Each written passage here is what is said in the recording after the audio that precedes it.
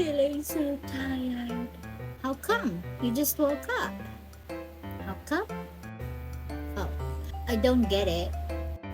How come is just like saying why, but with surprise or with curiosity. Because you said you just woke up, right? And then you suddenly said you're tired. So I was like, why? Why are you tired? You just woke up.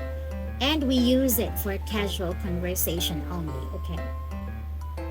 That's something new to me. Yeah, but don't use it to your teachers or bosses. How come? Well, it's only for casual conversation. With your bosses or teachers, we should use formal language, isn't it? Alright, thanks, Lee. You're always welcome.